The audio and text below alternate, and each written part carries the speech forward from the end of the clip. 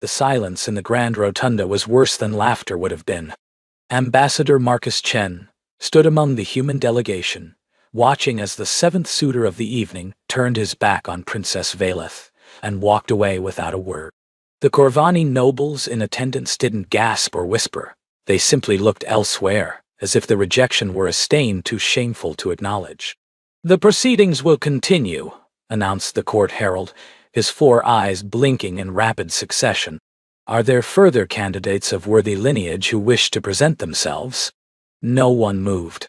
Marcus had been on Corvin Prime for 3 months now, long enough to understand what he was witnessing.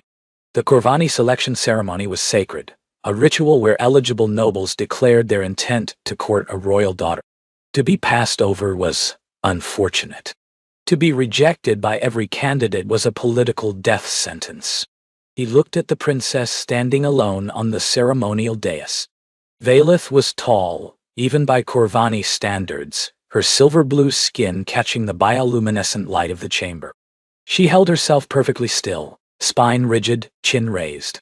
But Marcus had spent 20 years reading people across dozens of worlds, and he could see it, the micro-tremor in her hands, the way her secondary eyelids flickered just slightly too fast.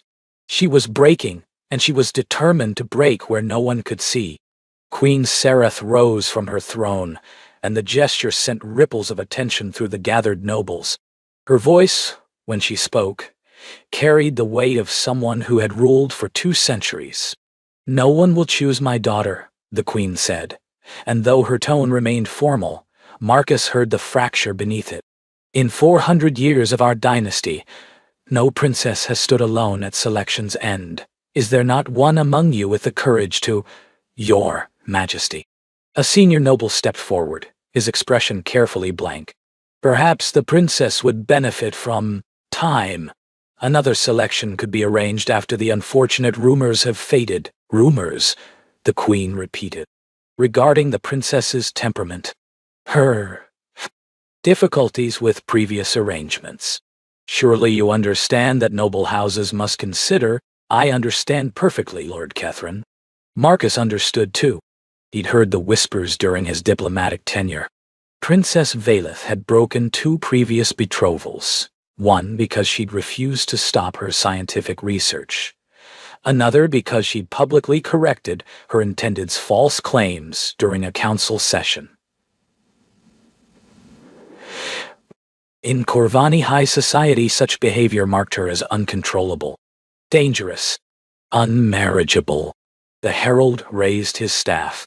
"If no further candidates present themselves, the selection will be recorded as, 'I present myself.'" The words left Marcus's mouth before his brain fully authorized them. The entire chamber turned as one, and he felt 500 pairs of alien eyes fix on him like targeting systems. His aide, Lieutenant Taurus, grabbed his arm. "Sir, what are you—" Marcus stepped forward, out of the human delegation's carefully designated area, into the ceremonial space where only Corvani nobles were permitted to stand. The breach of protocol alone would have been enough to cause an incident. What he was doing went far beyond that. "I am Ambassador Marcus Chen of the United Earth Coalition," he said, his voice steady despite the adrenaline flooding his system. "I present myself as a candidate for the princess's consideration." Lord Catherine's composure finally cracked. "This is absurd. Humans have no standing to participate in selection. You have no lineage, no holdings, no. The ceremony requirements state that candidates must hold a position of recognized authority within their people," Marcus interrupted. He'd read the protocols extensively. It was his job to know them. "As Earth's senior diplomatic representative to the Corvani Empire, I hold such authority. There is no species restriction in your laws. I've checked. The spirit of the law. I was taught that Corvani honor their written codes above all else." Marcus looked directly at the queen. "Was I taught incorrectly, Your Majesty?" The queen's expression was unreadable. She studied him for a long moment, and Marcus had the uncomfortable sensation of being measured down to his molecular structure. "You were not taught Incorrectly, Ambassador, she finally said. The ceremony recognizes your candidacy. The chamber erupted. Marcus ignored it. He walked toward the dais, toward the princess who was staring at him with an expression he couldn't quite decode. Shock, certainly, but something else underneath. Something that might have been the first spark of curiosity she'd shown all evening.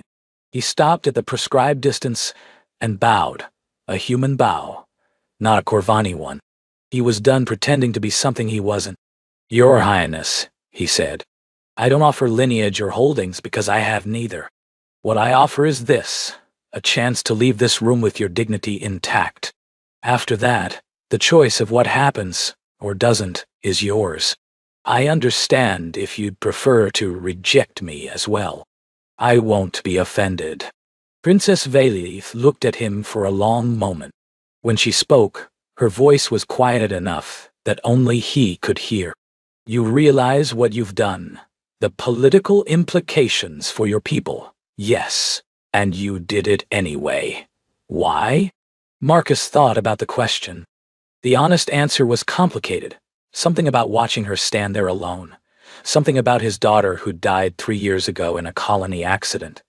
Something about all the times he'd seen good people broken by systems that didn't value them. Because someone should have, he said simply, and no one else was going to. The princess's secondary eyelids flickered. Surprise, he thought. Or perhaps something else. She raised her hand in the formal gesture of acceptance. The selection recognizes one candidate, the herald announced, sounding like he was delivering news of an apocalypse. The human Marcus Chen. In the corner of his vision, Marcus saw Lord Kethren's face contort with something beyond mere displeasure.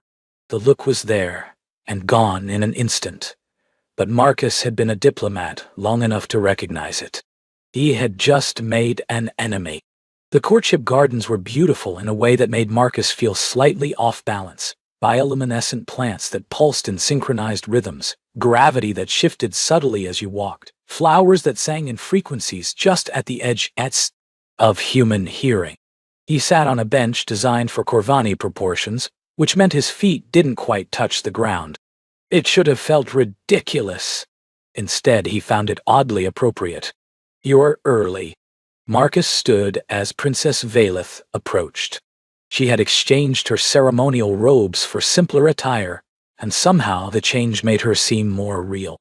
Less like a symbol, and more like a person. Habit, he said. My wife used to say I'd arrive early to my own funeral. Used to? She passed. 8 years ago now. Medical complications after our daughter was born. Valith sat on the bench across from him, maintaining the precise distance that Corvani protocol demanded during early courtship. And your daughter? Gone too. 3 years ago. Colony accident on Proxima the 7T. Marcus was surprised at how easily the words came. He'd spent years learning not to talk about Elena. I request permission to change the subject. Granted. Valith's tone softened almost imperceptibly. I should tell you that several council members have filed formal protests regarding your candidacy. Lord Kethren is demanding that the selection be invalidated. I expected as much. My mother has refused. For now. Valith studied him with those strange, beautiful eyes. 4 of them, arranged in a pattern that human artists found unsettling, but that Marcus had come to appreciate. Why did you really step forward, Ambassador? Political advantage. Earth standing in the Corvani court is precarious. A marriage connection would change that. Would it? Substantially. Access to restricted technologies, preferred trade agreements, military alliance provisions. I know what the political benefits would be, Marcus interrupted gently. I've been calculating them professionally for 3 months. But that's not why I did it. Then why? Marcus considered lying. Diplomatic training was essentially training in elegant dishonesty. But something about the directness of her gaze made him want to offer the same in return. Do you know what humans call that moment at the selection? When you were standing there alone, I imagine they have many words for it. We call it the longest walk. It's an old expression from human history, the walk a condemned person takes to their execution. I watched you standing there, and I realized you were doing it. Walking to your death, in a sense. And everyone was just watching. Valeth was quiet for a moment, and you felt compelled to intervene. I felt compelled to offer you a door. Whether you walk through it is your choice. That's an unusually passive approach for a suitor. I'm not really a suitor, Your Highness. I'm a stranger who made a dramatic gesture. The suitor part, if it happens at all, would come later, and only if you want it to. Valeth's secondary eyelids flickered in what Marcus was beginning to recognize as her tell for surprise. You genuinely don't expect anything from this arrangement. I expect complications, political entanglements, and probably several assassination attempts. Beyond that, no. The assassination attempts are not a joke. Lord Kethrin's faction has killed for less. I know. They sat in silence for a moment. One of the singing flowers shifted its pitch, creating a harmony with its neighbors that sent shivers down Marcus's spine. You're not what I expected, Valeth said finally. When I saw you step forward, I assumed arrogance. Humans are known for it. The young species that thinks itself destined for greatness. Some of us, certainly. But you're not arrogant. You're... She paused, searching for the word. Tired. No, that's not right either. You're someone who has already lost what he values most, and so you no longer fear loss. Marcus felt the observation land somewhere deep in his chest. That's more perceptive than most analyses I've read about myself. I've had practice at watching people who are performing versus people who are genuine. Valeth's voice carried an edge of bitterness. My previous betrotheds were performers. They wanted the princess, the political connection, the reflected glory. They had no interest in the person underneath. When they discovered that the person had opinions, and voiced them, and refused to become a decorative accessory, they left. They discovered they had more important commitments elsewhere. Valeth's tone was carefully neutral. The polite fiction was maintained. The shame was mine to carry. That's absurd. It's tradition. Then your tradition is absurd. Marcus said it flatly, without diplomatic softening. You were rejected for being intelligent and honest. Those should be qualifications, not disqualifications. Valeth stared at him. You truly believe that? I truly believe that. Another long silence. The garden's lights pulsed around them, painting shifting patterns across Valeth's silver-blue skin. I would like to show you something, she said finally. My research laboratory. I'm told it's the reason I'm unmarriageable. My unseemly dedication to work unbefitting a princess. I'd like you to see it. Marcus stood, offering his hand without thinking. A human gesture, inappropriate by Corvani's standards at this stage of courtship. He realized his error a moment too late. Valeth looked at his extended hand. Her secondary eyelids flickered. Then, slowly, she took it. The attack came 3 weeks later, at the worst possible moment. Marcus had been in Valeth's laboratory, watching her explain her research into quantum-locked genetic preservation. He understood perhaps a third of it, enough to grasp that she was brilliant, that her work could revolutionize how the Corvani maintained their genetic archives, and that the Council had been systematically defunding her projects for years. They prefer I spend my time on ceremonial functions, Valeth said, adjusting a microscope that had more computing power than Marcus's entire embassy. A princess should be decorative, not functional. On Earth we had similar attitudes once. Some places still do. And how did your species address it? Badly, mostly. Then slowly, painfully, with a lot of setbacks. We're still working on it. Valeth made a sound that might have been a laugh. Honest, at least. That was when the lights went out. Marcus had survived 2 assassination attempts earlier in his career. One on Tau Ceti, one during the Bellatrix negotiations. He recognized the signature instantly. Power cut, followed by 3 seconds of confusion, then the strike. He grabbed Valeth and pulled her down behind the laboratory bench just as the first plasma bolt seared through the space where her head had been. Stay down, he hissed. My laboratory won't matter if you're dead. He could hear them now, at least 3 sets of footsteps, moving with military precision. Professional killers, not amateurs. Lord Kethran had spent serious resources on this. Marcus's sidearm was in his quarters, half a kilometer away. Diplomatic protocol prohibited weapons in the princess's presence. He'd complained about that rule for months. Is there another exit? He whispered. Emergency hatch. North wall. But it requires my biometric authorization, and they'll expect me to run for it. Then we won't run. Marcus looked around the darkened lab, his eyes adjusting slowly. Can any of this equipment be weaponized? This is a genetics laboratory, not an armory. Everything can be weaponized. What do you have that's dangerous? Valith's secondary eyelids flickered.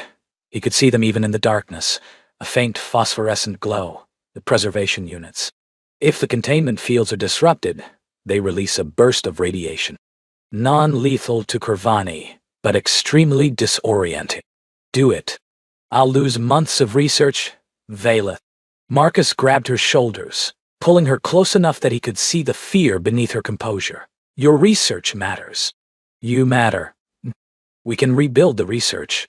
I can't rebuild you. She stared at him for a moment that stretched into eternity. Then she nodded. What followed was chaos. Valith triggered the containment breach. The laboratory filled with light and sound, radiation alarms, emergency systems, the screams of assassins who hadn't prepared for a counterattack. Marcus moved through the chaos like he'd been born to it, using the disorientation to close distance, to strike, to disable. He wasn't a soldier, but he'd spent 20 years in places where diplomacy failed. He knew how to survive. By the time the palace guards arrived, 3 assassins were unconscious, and Marcus was bleeding from a wound in his shoulder that he didn't remember receiving. Ambassador. The guard captain looked horrified. You're injured. I'm fine. The princess is unharmed. Valith's voice came from behind him, and Marcus turned to find her standing there, staring at him with an expression he couldn't read. Because of him, the investigation that followed was swift. The assassins were traced to Lord Kethran's household within hours. By dawn, he had fled to the outer colonies, his faction scattered, his name struck from noble registers. Marcus sat in the medical wing while Corvani doctors fussed over his shoulder, applying treatments that tingled and burned and healed far faster than human medicine could manage. He was exhausted in a way that went beyond physical fatigue. The door opened. Valith entered, alone. The doctors say you'll recover fully, she said, standing at a distance that suddenly felt wrong. Too formal. Too far. That's what they tell me. You could have been killed. Yes, why did you stay? Her voice cracked, just slightly. When the attack began, any rational person would have fled. Use the confusion to escape. You had no obligation to. Yes, I did. Marcus stood, ignoring the protests of his injured shoulder. He walked toward her, stopping just short of the distance that Corvani protocol demanded. You asked me once why I stepped forward at the selection, he said. I told you it was because someone should have. That was true, but it wasn't complete. Then tell me completely. I had a daughter, Elena. She was brilliant, like you. Curious, honest, determined. She wanted to be a xenobiologist. Study alien ecosystems, understand how life evolved differently across the galaxy. Marcus felt the old grief rising, but he didn't push it down. Not this time. She died because a colony administrator decided that safety protocols were too expensive, that the lives of researchers weren't worth the investment. I couldn't save her. I was 3 systems away, negotiating a trade agreement, when his voice broke. He let it. I couldn't save her. But I saw you standing alone in that chamber, being abandoned by people who should have valued you, I thought. I can't change what happened to Elena. But maybe I can make sure it doesn't happen to someone else. Maybe I can be there this time. Valith's eyes were glistening. Tears, he realized. Corvani wept differently than humans, the fluid more viscous, catching the light like tiny gems. "You see your daughter in me?" she said quietly. "That's why you protect me." "I did, at first." Marcus took a breath. "But that's not why I stayed tonight. Tonight, I stayed because somewhere in the last 3 weeks, you stopped being a symbol of what I lost. You became someone I can't imagine losing." He reached out, slowly, giving her every opportunity to pull away. She didn't. His hand touched her cheek, the first intimate contact they'd shared. Her skin was cool against his palm, smooth in ways human skin wasn't, and yet somehow the contact felt more natural than anything he'd experienced in years. "I'm not offering you my protection," he said. "I'm offering you myself. All of it. The broken parts, the damaged parts, the parts that are still learning how to feel something other than grief. If you don't want that, I understand. But I needed you to know." Vaylith closed her eyes. When she opened them, something had changed. A wall coming down, a decision being made. "I've spent my entire life being told what I should want," she said. "A proper husband, proper behavior, a proper role. I've never had someone offer me choice instead of expectation." She turned her head, pressing her cheek more firmly into his palm. "I choose this," she whispered. "I choose you." The wedding was nothing like Marcus had expected. Corvani ceremonies were typically elaborate affairs, weeks of rituals, endless protocols, symbolic exchanges that required memorizing thousands of gestures and phrases. He had been dreading it. Instead, Queen Sereth had declared a simplified ceremony. Given the extraordinary circumstances she announced to the council and the proven devotion of the human candidate, traditional protocols are hereby modified. What she meant, Marcus understood, was that she'd seen her daughter smile for the first time in years and was willing to break centuries of tradition to preserve it. The ceremony took place in the courtship gardens, where they'd had their first real conversation. Attendance was limited. The Queen, a handful of witnesses, Lieutenant Torres representing the Earth delegation, and the royal court chaplain who looked deeply uncomfortable with the entire situation. Marcus stood at the ceremonial arch, wearing a hybrid outfit that the palace tailors had designed, human formal structure with Corvani colors and patterns. It should have looked absurd. Somehow it didn't. Vaylith walked toward him, and the breath caught in his throat. She was beautiful, not in the exotic alien way that human media fetishized, but in the way that anyone who truly sees another person finds them beautiful. The curve of her neck, the intelligence in her eyes, the slight nervous tremor in her hands that she thought she was hiding but wasn't. She stopped before him. The chaplain began speaking, but Marcus barely heard the words. He was too busy watching Vaylith, reading her micro-expressions, seeing the moment when her nervousness transformed into something else. "Peace," he thought. "She looks peaceful."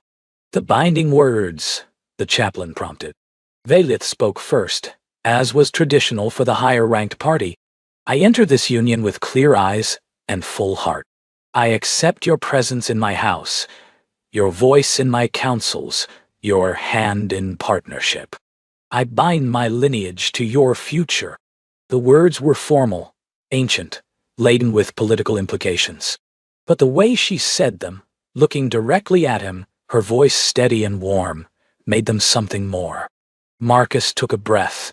"I enter this union with clear eyes and full heart. I offer my loyalty, my support, my honest counsel.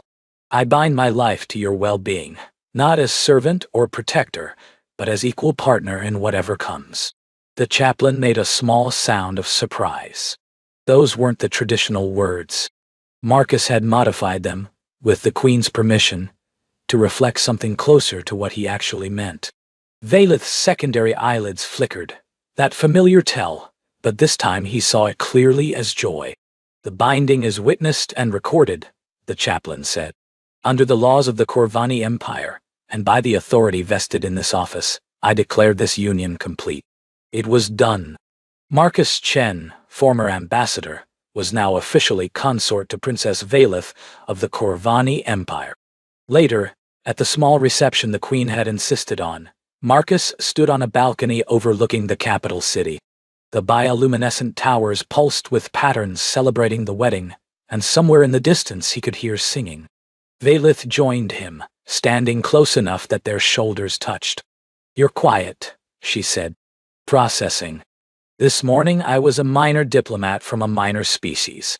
Tonight I'm Corvani royalty. Consort to royalty. There's a distinction. Is there? Legally, yes. Practically..." Valeth's hand found his in the darkness. "Practically you're my partner, in all things. That's what I meant when I spoke the binding words." Marcus squeezed her hand gently. "I know." They stood in comfortable silence, watching the city lights pulse and flow. "My mother said something to me today," Valeth said eventually. "Before the ceremony. She told me that when she spoke those words at the selection, about no one choosing her daughter, she had already given up hope.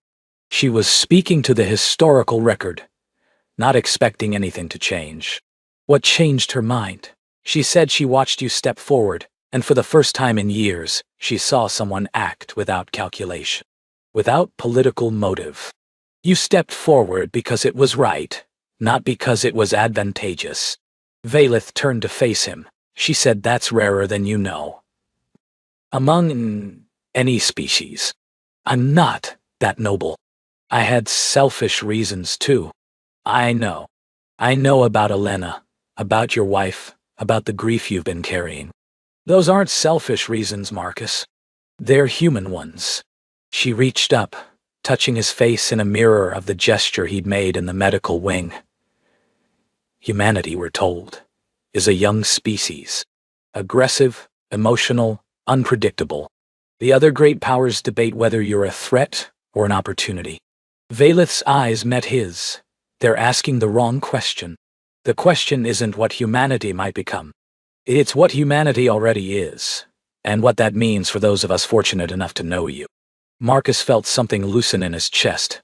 A knot he hadn't known was there, unraveling. "What are we?" he asked.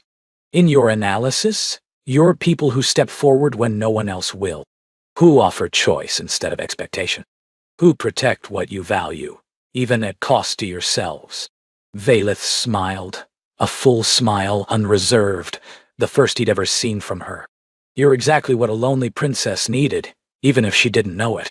Marcus pulled her closer, wrapping his arms around her in an embrace that bridged the physical differences between their species. She fit against him imperfectly, too tall, proportioned differently, her heartbeat in the wrong place, and somehow that imperfection felt more right than anything had in years. "For what it's worth," he said into her hair, "you're exactly what a grieving diplomat needed, even if he didn't know it either." They stood together on the balcony, watching as the celebration continued below. Tomorrow, there would be political complications, council sessions, the hard work of building a life between two cultures. There would be challenges they couldn't yet imagine, enemies who would resent their union, moments when the weight of their responsibilities seemed unbearable. But tonight, there was only this. Two people who had found each other across the vast gulf of space and species and circumstance. Two people who had chosen each other not despite their brokenness, but with full knowledge of it. Two people who had decided that the risk of hope was worth taking. In the garden below, the singing flowers shifted their harmony, creating something new, a blend of frequencies that neither fully Corvani nor fully human, but something unique to this moment. A wedding song for an unprecedented union, the beginning of something that would change everything.